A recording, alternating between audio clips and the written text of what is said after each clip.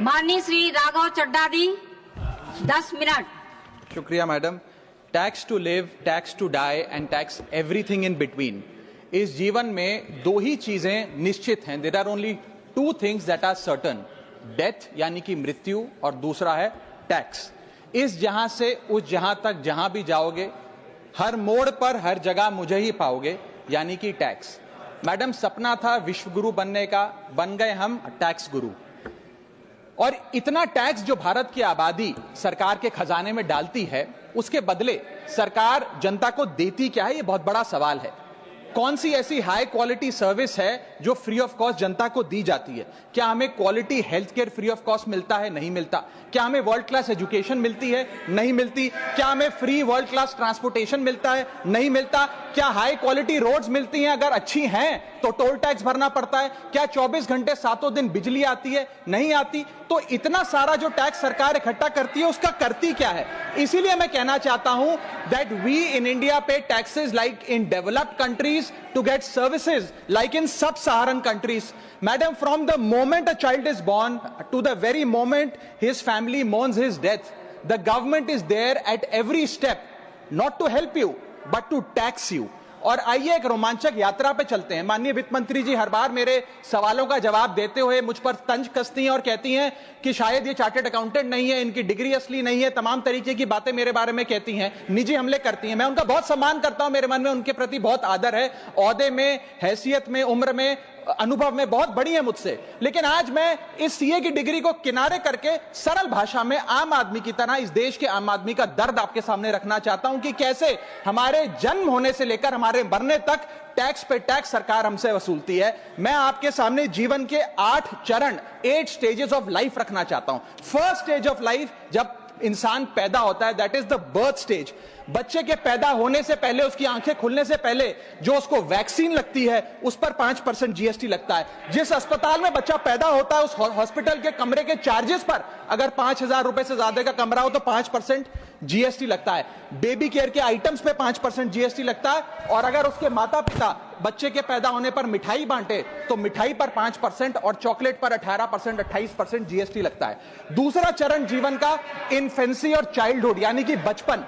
बचपन में baby food जो खरीदा जाता है उस पर 12 से 18% जीएसटी, डाइपर जो खरीदा जाता है उस पर 12% जीएसटी, बेबी स्ट्रोलर पे 5 से 12% जीएसटी, और जो खिलौने बच्चे को दिए जाते हैं उन खिलौनों पर भी 12% जीएसटी लिया जाता है। जब मुंडन होता है बच्चे का, पहला हेयर कट जिसे कहते हैं, उस हेयर कट की सर्विसेज पर भी 18% जीएसटी, और पहली बर्थडे पार्टी पर जो फोटोग्राफी होती है, फोटो खिंचवाई जाती है, उस फोटोग्राफी सर्विसेज पर भी 18% जीएसटी। यहां तक कि नामकरण की बर्थडे पार्टी जो की जाती है उस पर भी केटरिंग सर्विसेज से लेकर खान पर 18% जीएसटी सरकार वसूलती है। अब बच्चा स्कूल जाना शुरू करता है तो स्कूल जाने पर यूनिफॉर्म से लेकर जूतों, स्कूल बैग, लंच बॉक्स, सब पर जीएसटी लगता है। 12% जीएसटी नोटबुक पर लगता है, 18% जीएसटी स्टेशनरी आइटम पर लगता है। और उसके बाद अगर कोई एक्स्ट्रा करिकुलर एक्टिविटी बच्चे को करनी हो, कोई म्यूजिक क्लास करनी हो या फिर कोई स्पोर्ट्स कोचिंग की क्लास वो ले ले, उस पर भी 18% जीएसटी देना पड़ता है। प्राइवेट ट्यूशन ले तो उस पर भी जीएसटी, और पहली साइकिल जो बच्चा खरीदता है उस पर भी 12% जीएसटी देना पड़ता है। तीसरी अवस्था जीवन की, टीनेज ईयर्स, ये वो काल होता है जो सबसे मस्त मौला टाइम होता है जीवन का, बेहतरीन बेफिक्री का। इसमें बच्चा, यंग जवान लड़का लड़की अपना पहला स्मार्टफोन खरीदते हैं। उस स्मार्टफोन पर जीएसटी लगता है, अगर महंगा हो, विदेशी हो तो इंपोर्ट ड्यूटी भी लगती है। फिर वो अपना फोन रिचार्ज कराता है, उस पर जीएसटी लगते हैं। ब्रॉडबैंड इंटरनेट का कनेक्शन लेता है, उस पर जीएसटी लगता है। नेटफ्लिक्स, स्पॉटिफाई या वीडियो गेम की सब्सक्रिप्शन लेता है, उस पर भी जीएसटी देना पड़ता है। और अगर अपने दोस्तों के साथ पिक्चर देखने बाहर जाए तो पिक्चर की टिकट पर जीएसटी, एंटरटेनमेंट टैक्स और पॉपकॉर्न पर भी जीएसटी अब लगने लग गया है। तो तमाम तरीके के सॉल्टेड कैरेमल पॉपकॉर्न पर भी सरकार आपसे जीएसटी वसूलती है। इस बीच जब आप 18 साल के होते हैं और पहली बाइक या पहला स्कूटर खरीदते हैं, उस बाइक और स्कूटर पर आपसे जीएसटी लिया जाता है, व्हीकल इंश्योरेंस पर जीएसटी लिया जाता है, और उसके बाद रजिस्ट्रेशन टैक्स और रोड टैक्स के नाम पर भी पैसा लिया जाता है। जीवन की चौथी अवस्था, fourth stage of life, higher education की। इस हायर एजुकेशन की अवस्था में आप यदि प्राइवेट कॉलेज में पढ़ रहे हैं तो प्राइवेट कॉलेज की ट्यूशन फी पर जीएसटी लगता है। हॉस्टल में रह रहे हैं या पीजी का रेंट भर रहे हैं तो उस पर जीएसटी लगता है। स्टूडेंट लोन की प्रोसेसिंग फी पर जीएसटी लगता है, किताबों से लेकर लैपटॉप तक जीएसटी लगता है। और अगर माता पिता संपन्न हैं और बच्चे को विदेश भेजते हैं पढ़ने के लिए तो फॉरेन रेमिटेंस पर टैक्स कलेक्टेड एट सोर्स सरकार लागू करती है। अब आते हैं पांचवी अवस्था पे, जब वो अपना करियर शुरू करता है। ये वो एज है जिसे मैं golden age of direct taxes कहूंगा। अब ये डायरेक्ट टैक्स के जंजाल में आदमी फंस जाता है इस उम्र में, जब उसकी पहली नौकरी लगती है। तो नौकरी में आमदनी अनुसार उसके स्लैब रेट के हिसाब से उस पर टीडीएस पहले काटा जाता है, मानो जेब काटी जा रही हो, और फिर इनकम टैक्स वसूला जाता है। जब पहली बार उसको पगार मिलती है, वेतन मिलता है, वो माता पिता या दोस्तों को बाहर खाने पे ले जाता है, पिक्चर दिखाने ले जाता है, उस खाने के बिल पर भी सरकार जीएसटी वसूलती है। और जैसे जैसे उसकी सैलरी बढ़ती है वैसे वैसे स्लैब अनुसार उससे इनकम टैक्स वसूला जाता है। इसके बाद आज वर्क फ्रॉम होम का कल्चर चल रहा है, तो वर्क फ्रॉम होम में इंटरनेट बिल्स हो, ब्रीफकेस हो, लैपटॉप हो, इन सारी चीजों की खरीद पर सरकार जीएसटी लेती है। और अगर आप ये पैसा निवेश करें, इस निवेश करने पर आप कोई भी फाइनेंशियल इंस्ट्रूमेंट खरीदें तो सिक्योरिटी ट्रांजैक्शन टैक्स के नाम पर, मैडम मेरा समय जा रहा है, कोई फाइनेंशियल इंस्ट्रूमेंट खरीदे तो फाइनेंशियल इंस्ट्रूमेंट की खरीद पर सिक्योरिटी ट्रांजैक्शन टैक्स, उसकी ब्रोकरेज पर जीएसटी और फाइनेंशियल एडवाइजरी पर जीएसटी। और जब आप ये फाइनेंशियल इंस्ट्रूमेंट बेचते हैं तो उसके मुनाफे पर सरकार आपसे कैपिटल गेन टैक्स वसूलती है। यहां तक कि हेल्थ इंश्योरेंस और लाइफ इंश्योरेंस प्रीमियम्स पर भी सरकार आपसे जीएसटी लेती है। इसी सरकार के मंत्री माननीय गडकरी जी भी सरकार से यही गुजारिश कर रहे हैं कि इंश्योरेंस प्रीमियम पे कम से कम जीएसटी हटा दिया जाए। इसके बाद इंसान अपने जीवन की छठी अवस्था में आता है, यानी कि मिडिल एज। इसमें उसकी आमदनी भी पीक पर होती है और उसका टैक्सेशन भी पीक पर होता है। अप्रेजल होता है, प्रमोशन होता है, बोनस मिलता है और हाई टैक्स स्लैब के चलते वो अपनी कमाई का एक अधिकांश हिस्सा इनकम टैक्स में सरकार को जमा कराता है। इस दौर में इंसान गाड़ी खरीदता है, घर बनाता है। जब गाड़ी खरीदता है तो जीएसटी देता है, रोड टैक्स भरता है, व्हीकल इंश्योरेंस पर जीएसटी भरता है। और जब गाड़ी लेकर शोरूम से निकलता है तो पेट्रोल डीजल पर वैट, सेस और एक्साइज ड्यूटी के नाम पर पैसा भरता है। जब सड़क पर गाड़ी चलाता है तो टोल टैक्स भरता है। फिर वो अपना घर भी खरीदता है, जमीन खरीदता है। जब जमीन खरीदता है तो स्टैंप ड्यूटी फीस सरकार को देता है। जब कंस्ट्रक्शन मटेरियल खरीदता है घर बनाने के लिए तो कंस्ट्रक्शन मटेरियल पे, चाहे वो सीमेंट हो, मार्बल हो, स्टील हो, उस पर जीएसटी देता है। उसके बाद जब कंस्ट्रक्शन सर्विसेज लेता है किसी बिल्डर से, ठेकेदार से, कॉन्ट्रैक्टर से, तो उस कंस्ट्रक्शन सेवाओं पर भी जीएसटी सरकार आपसे वसूलती है। और जब घर बन जाए तो एनुअल प्रॉपर्टी टैक्स और हाउस टैक्स के नाम पे आपसे पैसा लिया जाता है। और जब आपको पैसे की आवश्यकता पड़े और आप ये घर बेच दें तो कैपिटल गेन्स पर भी सरकार आपसे उस मुनाफे पे टैक्स वसूलती है।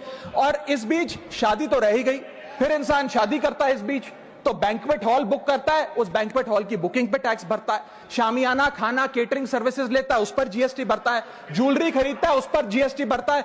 कपड़ा, शेरवानी सिलवाता है, कुर्ता पजामा, सूट पैंट, उस पर जीएसटी भरता है। यहां तक कि वेडिंग इन्विटेशन से लेकर, ब्राइडल मेकअप से लेकर, हनीमून के ट्रैवल तक हर चीज पर सरकार आपसे जीएसटी वसूलती है। सातवीं अवस्था सरकार जीवन की वो है रिटायरमेंट। इस फेज में इंसान चाहता है आरामदायक जीवन जिया जाए, जो जीवन में कमाया उस कमाई के सहारे उसकी इंटरेस्ट पर, पेंशन पर जिया जाए। लेकिन इस अवस्था में भी सरकार पेंशन और इंटरेस्ट इनकम पे आपसे टैक्स लेती है।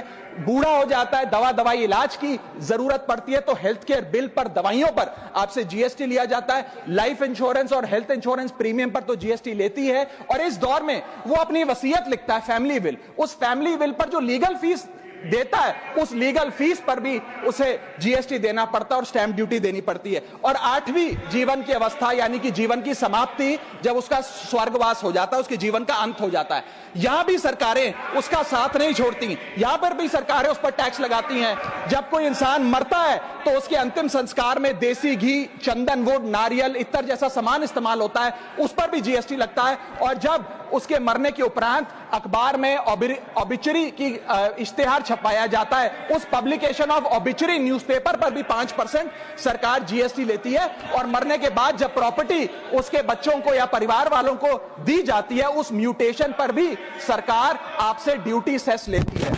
यह है life cycle of taxation model. लेकिन मैडम, सबसे जरूरी बात यह है कि इतना टैक्स देने के बाद सरकारें हमें देती क्या है। मैं जानता हूं कि टैक्स सरकार के लिए जरूरी है, इस सरकार के लिए नहीं, जितनी सरकारें इस देश में रही सबने टैक्स लगाकर जनता से पैसा लिया।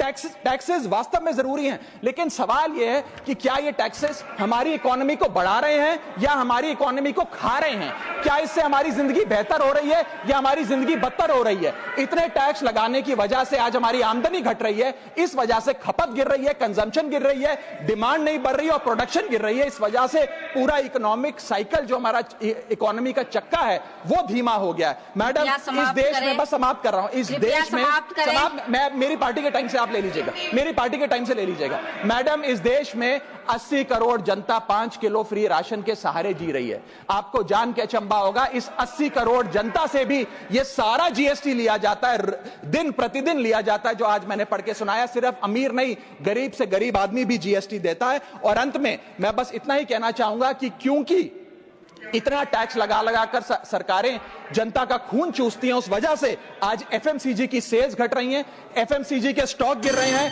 कंजम्पशन डाउन हो रही है, नई गाड़ियों की सेल श्रिंक कर रही है, तमाम तरीके की जितनी भी न्यू परचेजेस होती हैं उसमें मंदी देखी जा रही है। सरकार को जीएसटी कम करना चाहिए, कम करेंगे तो जनता की जेब में पैसा आएगा, पैसा आएगा तो मांग बढ़ेगी, खपत बढ़ेगी और इकोनॉमी का चक्का चलेगा। आपका समय समाप्त हुआ। बहुत बहुत शुक्रिया।